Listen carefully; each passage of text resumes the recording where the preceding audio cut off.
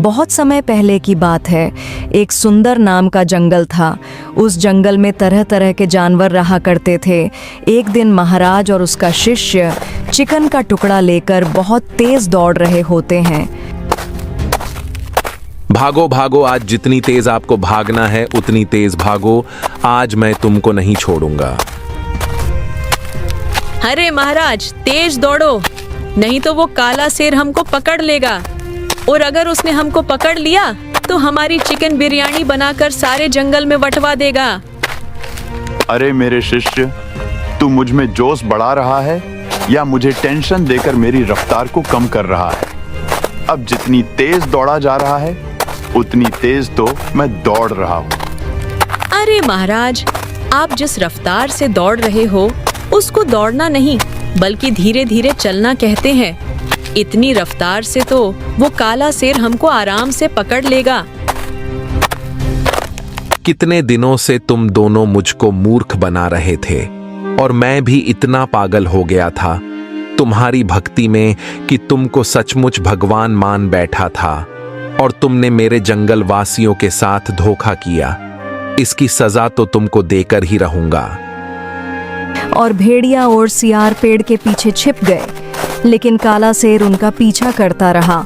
और तभी काला शेर एकदम से रुका और बोला, अरे वो दोनों हरामखोर कुत्ते के पिल्ले अभी तो मेरे आगे आगे भाग रहे थे, पता नहीं कहां छुप गए। कहीं ऐसा तो नहीं है मुझको देखकर पेड़ के पीछे छुप गए हो? यही कही एक बार। मैं कड़क आवाज में इनको चेतावनी दे देता हूं, अगर यहां पर छिपे होंगे तो समझ जाएंगे। काला शेर कड़क आवाज में चिंदी चोर को चेतावनी देता है, तुम दोनों जहां पर भी छुपे हो, मेरी एक बात को ध्यान सुनना। अगर तुम मेरे जंगल में दोबारा से आए तो तुम्हारे लिए अच्छा नहीं होगा, और इस बार तुमको छोड़ रहा हूं। और इतना बोलकर काला शेर वहां से चला गया।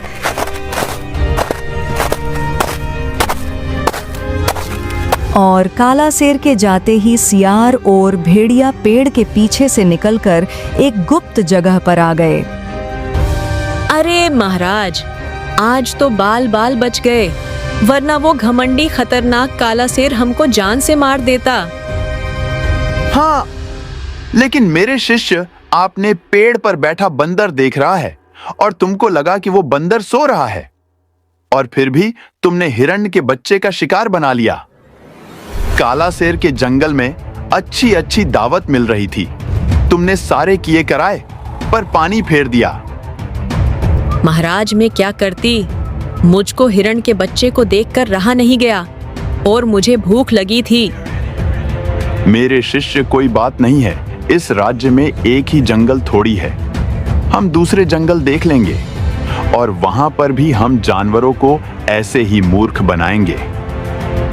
हाँ हाँ महाराज, ये बात तो है। आप बताओ किस जंगल में चलना है? नहीं नहीं मेरे शिष्य, इस बार हम दोनों साथ नहीं जाएंगे। तुम दूसरे जंगल में जाना और मैं दूसरे जंगल में जाऊंगा। अगर हम दोनों साथ गए तो आपस में हमसे ही गलती हो जाती है और हमारी चोरी पकड़ी जाती है, इसलिए हम अलग अलग रहेंगे। और वैसे भी 1 महीने में 2-3 बार मिलते रहेंगे, समझे? अच्छा महाराज, जैसा आपको ठीक लगे। और अब मैं तो किसी नए जंगल में जा रही हूँ। मेरा शिष्य किसी नए जंगल में जाए, मुझको इससे पहले दूसरे जंगल में जाना होगा। क्यों ना मैं शेरनाथ के जंगल में चला जाता हूँ, और शेरनाथ वो बहुत ज्यादा दयालु है, उसको मूर्ख बनाना भी आसान होगा। और इतना कहकर वो शेरनाथ के जंगल की ओर चल दिया। उधर उसका शिष्य सोच विचार कर रहा था, अरे यार, मुझको बहुत जल्दी कोई ना कोई नया जंगल ढूंढ लेना चाहिए। ऐसा जंगल किसको मिलेगा यार? शेरनी का जंगल तो ठीक है, लेकिन शेरनी तो बहुत चालाक है। वो तो साधु संतों के मामले में नहीं पड़ती और ना ही इन पर विश्वास रखती है। वो तो आंखों देखी और कानों सुनी पर ही विश्वास रखता है। अरे हाँ, शेरनाथ का जंगल है, वहां पर चली जाती हूँ। और भेड़िया शेरनाथ के जंगल में चले गया। अरे कौन हो तुम? और हमारे जंगल में कैसे घुस रहे हो? क्या तुमको पता नहीं है हमारे जंगल में अजनबियों का आना सख्त मना है और शेरनाथ को मालूम नहीं है, वरना आपको बिना बताए जंगल में घुसने के जुर्म में सजा सुनाते। अरे मूर्ख हाथी, मैं तुमको अजनबी दिखता हूं क्या? मैं ऐसा वैसा बाबा नहीं हूं, बल्कि मुझको बहुत सारी शक्तियां प्राप्त हैं। मैं गिरनार के पर्वत से आया हूं, वहां मैंने कठोर तपस्या की थी और मैं तुम्हारे जंगल में इसलिए आया हूं क्योंकि तुम्हारे जंगल में भविष्य में संकट आने वाला है और मैं संकट को टालने के लिए आया हूं। जाओ जाकर कह दो अपने राजा शेरनाथ को, अगर वो अपनी मृत्यु से बचना चाहता है तो मेरे पास आए और मैं उनको एक उपाय बता दूंगा, वरना इस अमास की रात को तुम्हारा राजा की मृत्यु हो जाएगी। और ढोंगी भेड़िया की बात से हाथी भाई काफी डर गया और वो दौड़ता हुआ अपने राजा शेरनाथ के पास जाता है।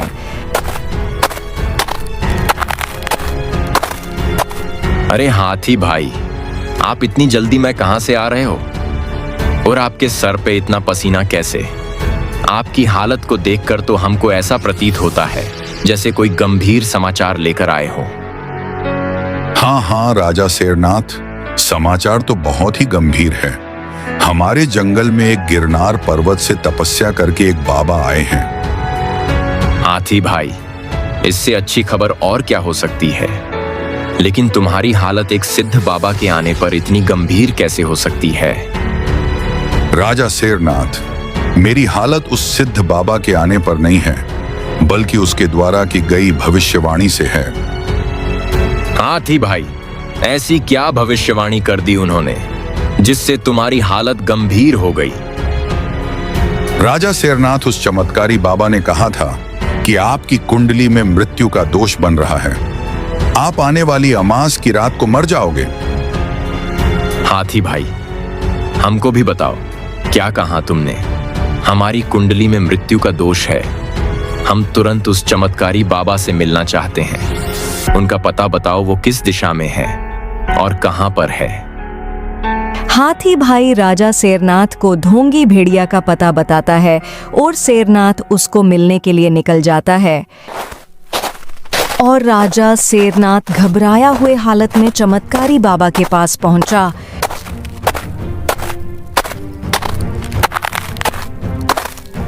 चमत्कारी बाबा को जंगल के राजा शेरनाथ का प्रणाम। आओ राजा शेरनाथ, हम तुम्हारी ही प्रतीक्षा में बैठे हैं और इस जंगल में हम तुम्हारी ही संकट को टालने के लिए आए हैं।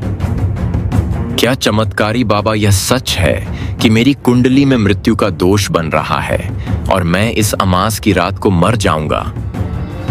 हाँ राजा शेरनाथ, तुम्हारी कुंडली में मृत्यु का दोष बन रहा है और यही कारण है कि हमारा तुम्हारे जंगल में आना हुआ है। तुम एक ईमानदार और निष्ठावान राजा हो, इसीलिए हम तुम्हारे संकट को टालने के लिए आए हैं। हम जैसा कहते हैं शेरनाथ, आप वैसा करते जाओ। हाँ चमत्कारी बाबा, मैं ऐसा ही करूंगा जैसा आप बताओगे। जल्दी बताइए मुझको क्या करना होगा। यहां से मिलो। दूर एक काला शेर नाम का राजा रहता है और उसके जंगल में काली पहाड़ी है। अगर तुम उस काली पहाड़ी पर अमास की रात तक बैठकर ध्यान लगाओगे और मैं यहां पर रहकर यज्ञ हवन करूंगा और मेरे चमत्कारी मंत्रों से तुम्हारी मृत्यु का दोष टल जाएगा। जल्दी जाओ शेरनाथ, क्योंकि अमास को आने में सिर्फ 15 दिन बाकी है। आपकी यह बात तो ठीक है चमत्कारी बाबा, लेकिन मेरे राजपाट को कौन चलाएगा? 15 दिनों तक अगर राजा नहीं रहेगा तो इससे जंगल का अनुशासन बिगड़ जाएगा। वो सब तुम हम पर छोड़ दो। बस तुम अपने जंगल के महामंत्री से कह दो कि जंगल तो हम संभालेंगे और हमको जिस चीज की आवश्यकता हो उसको पूरा किया जाए। ठीक है चमत्कारी बाबा, मैं अपने महामंत्री से कह दूंगा।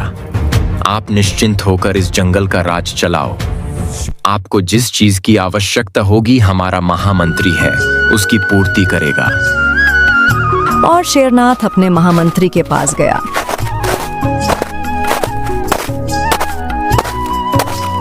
देखो, जंगल के मंत्री चमत्कारी बाबा ने हमारी कुंडली में जो मृत्यु का दोष बताया है, उसको खत्म करने के लिए हमको 15 दिन तक पास वाले जंगल की काली पहाड़ी पर जाने को कहा है। हम वहां पर जा रहे हैं और हमारे इस राज को चमत्कारी बाबा संभालेंगे। उनको किसी भी चीज की जरूरत पड़े तो उनको पूरी कर देना। उनके हर हुक्म को हमारा आदेश समझकर मानना। ऐसा बोलकर शेरनाथ वहां से चला गया।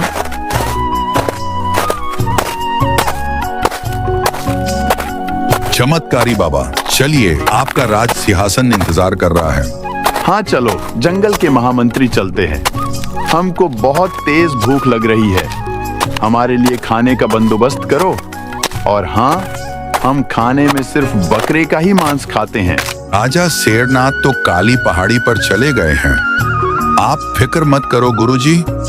राजा शेरनाथ ने कहा है, आपको किसी भी चीज की कमी ना होने दूंगा।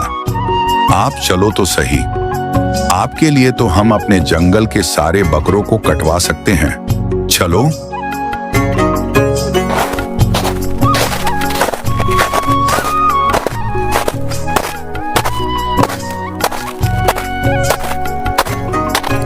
और ढोंगी भेड़िया ने बकरे का मांस बड़े मजा से खाया।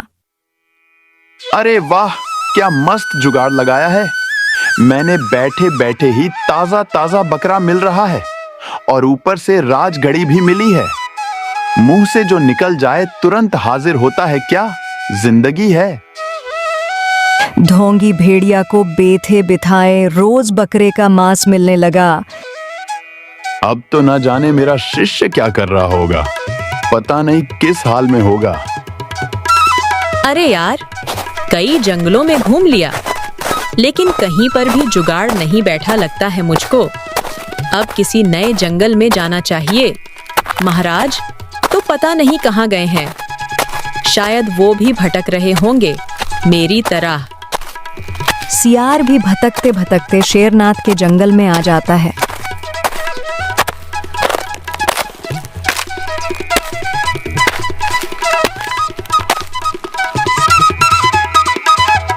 अरे कौन हो तुम और इस जंगल में क्या कर रहे हो? तुम तो इस जंगल के रहने वाले नहीं हो। हाँ, मैं इस जंगल का रहने वाला नहीं हूँ और मैं उसी जंगल में जाता हूँ जी जंगल में मुझको संकट दिखाई देता है और इस जंगल पर मुझको संकट दिखाई दे रहा है। मैं इसी को दूर करने के लिए आई हूँ। आपने बिल्कुल ठीक कहा। हमारे जंगल में संकट तो है। मैं जाकर अपने जंगल के जानवरों और चमत्कारी बाबा को बताता हूँ। इससे पहले हमारे लिए खाने का प्रबंध करो। बिल्कुल, मैं अभी किसी को आपके लिए भोजन लेकर भेजता हूँ। और हाथी चमत्कारी बाबा के पास जाता है।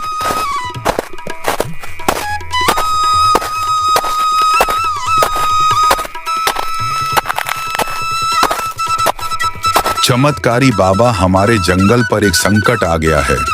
अभी अभी एक महात्मा आए हैं और उन्होंने कहा है कि आपके जंगल में घोर संकट आने वाला है। अरे मूर्ख, तुमको क्या लगता है हमारे होते हुए कोई संकट इस जंगल में आ सकता है? क्या कौन है वो ढोंगी जो इस जंगल में संकट बता रहा है? कहीं मेरा शिष्य तो इस जंगल में नहीं आ गया होगा? ना हो, वही है। एक काम करता हूं, इस मंत्री को यहीं पर छोड़ जाता हूं और मैं अकेले जाता हूं। मंत्री, तुम यहीं पर रहो। उस महात्मा से हम मिलकर आएंगे। तब तक तुम हमारे लिए बकरे का मांस का प्रबंध करो। और इतना बोलकर ढोंगी भेड़िया उस महात्मा से मिलने चले गए।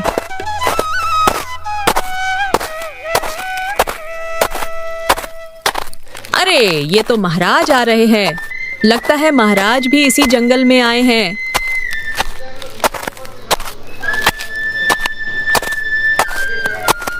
अरे महाराज, आप इस जंगल में क्या कर रहे हो? यही बात तो मैं तुमसे पूछना चाहता हूं। तुम इस जंगल में क्या कर रहे हो? मैं तो इस जंगल का चमत्कारी बाबा हूं और तुम। महाराज, क्यों मजाक करते हो? कभी कभी तो आपके खाने की भी लाले पड़ जाते हैं और आप अपने आप को चमत्कारी बाबा कहते हो।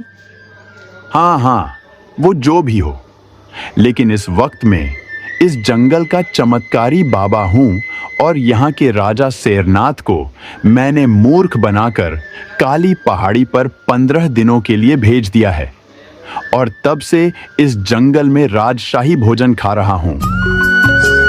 महाराज, राजशाही भोजन खाने का तो हमारा भी मन कर रहा है। लगाओ कोई युक्ति और हमको भी अपने साथ ले चलो। हाँ, क्यों नहीं, चलो मेरे साथ। तुमको आज मैं बकरी की दावत खिलाता हूँ और तुम देखना महामंत्री मेरे एक कहने पर कैसे काम करता है। आखिर मैं चमत्कारी बाबा हूँ इस जंगल का। ढोंगी, भेड़िया और सियार चलते चलते जंगल के मंत्री के पास जाते हैं।